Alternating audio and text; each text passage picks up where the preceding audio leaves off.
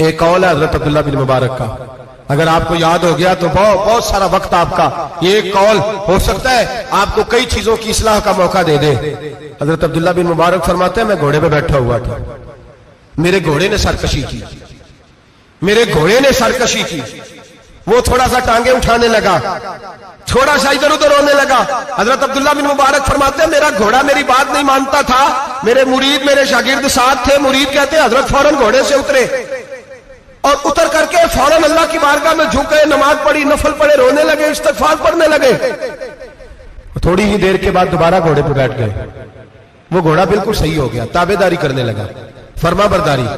हजरत सफर पे जाने लगे तो मुरीदों शागिर्दों ने पकड़ लिया, कहा हुजूर बतलाइए हुआ क्या। आप फरमाने लगे, मेरी जिंदगी का तजर्बा है, मेरे जानवरों से, मेरे शागिर्दों में से, मेरे मुरीदों में से, मेरे बच्चों में से जब कोई मेरी नाफरमानी करता है तो मुझे पता चल जाता है। सुन ले, मेरे शागिर्दों में से, मुरीदों में से और मेरे बच्चों में से, मेरे बच्चों में से बोल के बताओ, मेरे नाम लीजिए, मेरे वो भाई जो रोज कहते हो ना पता नहीं क्या हो गया। सुनो, हजरत अब्दुल्ला बिन मुबारक फरमाते हैं, मेरे शागिर्दों में से, मुरीदों में से, बच्चों में से जब कोई मेरी नाफरमानी करता है, हत्ता के मेरे घर के जानवरों में से भी अगर कोई मेरी नाफरमानी करता है तो मुझे समझ आ जाती है आज कहीं ना कहीं मुझसे मेरे रब की नाफरमानी हो गई है, आज कहीं मैंने अल्लाह की नाफरमानी कर ली है, जो मेरी नाफरमानी हो रही है। आप फरमाते हैं, मैं फौरन तौबा करता हूं, फौरन माफी मांगता हूं। जब मैं अल्लाह से सुलह कर लेता हूं तो सारे मेरे फरमाबरदार हो जाते हैं।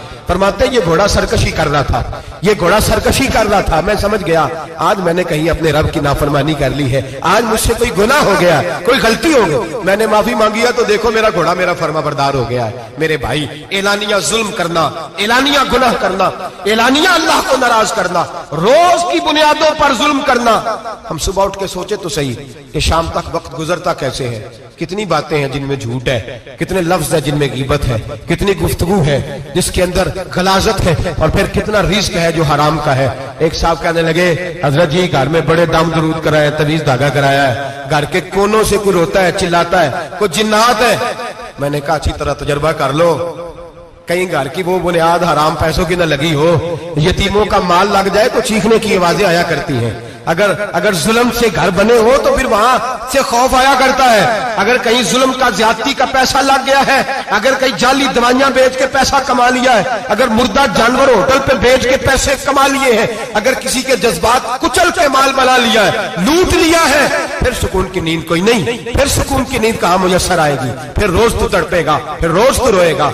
रिस्क थोड़ा हो, बरकत वाला तब होता है जब उसके अंदर हलाल शामिल होता है। अब तो मेरे भाई रिश्वत के माल को लोग चाय पानी कहने लग गए, अब रिश्वत के माल को मिठाई कहने लग गए, अब रिश्वत के माल को लोग जो है वो कहने लग गए ये तो तोहफा है। अब लोग कहते हैं लड़का 20,000 कमाता है और 40,000 ऊपर से भी बना लेता है, एलानिया कहते हैं, एलानिया वो जी सारा कुछ कर लेता है, बड़ी कमाई है। अब तो लोग उम्रे पे गए होते, उम्रे पे, और एक दोस्त मेरे कहने लगे उम्रे पे गया था, जिस शख्स का मैंने टेंडर जिससे पास कराना था वहां से मुझे फोन कर रहा था, मैं साइनकार आया हूं, पर मुझे पैसे लेने का वक्त नहीं मिला, मेरा हिस्सा साइड पे रख देना, अल्लाह के घर में खड़ा है।